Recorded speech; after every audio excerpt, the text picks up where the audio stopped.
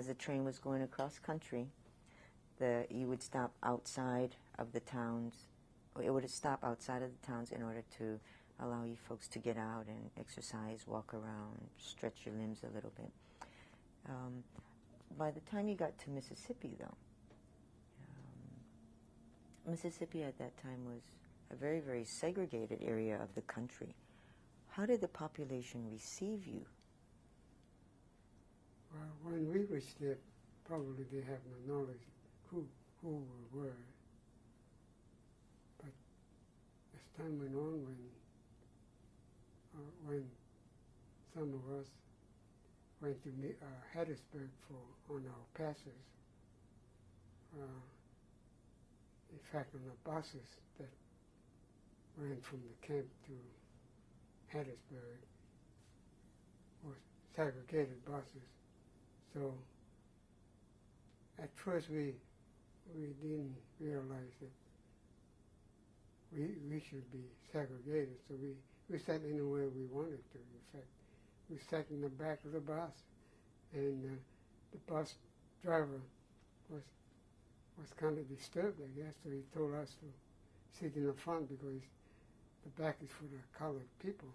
So then we realized that Mississippi, being a segregated state, they were quite strict about separation. So when we got into Hattiesburg, we thought we were going to be treated like the blacks, but it turned out that we were welcomed by the merchants in Hattiesburg, and they gave us good service. We went to their restaurants and bought things in their stores.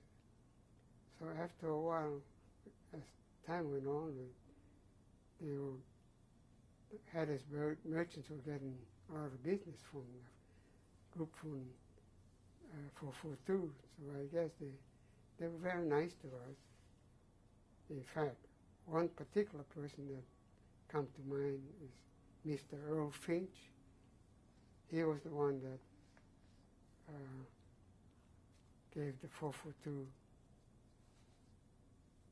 reputation of being one of the friendliest unit in Camp Shelby, because we were being from Hawaii, we were sort of friendly people. We acted friendly with the people, so they get to know us.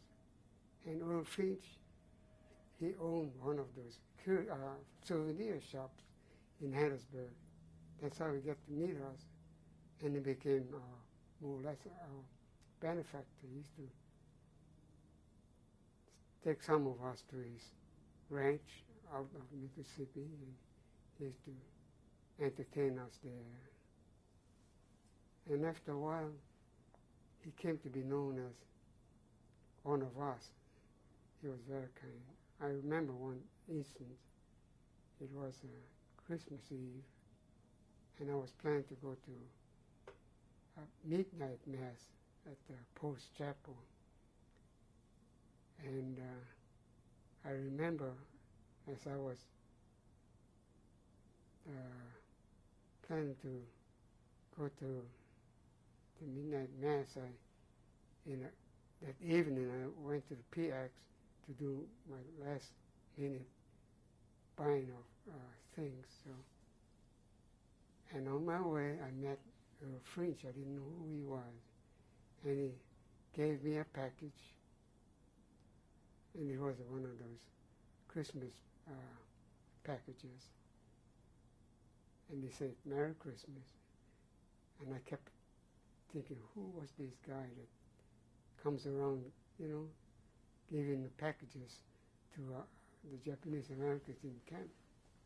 Until later years after the war, I found out who he was. That was one experience of one person that I remember most in Camp Shelby.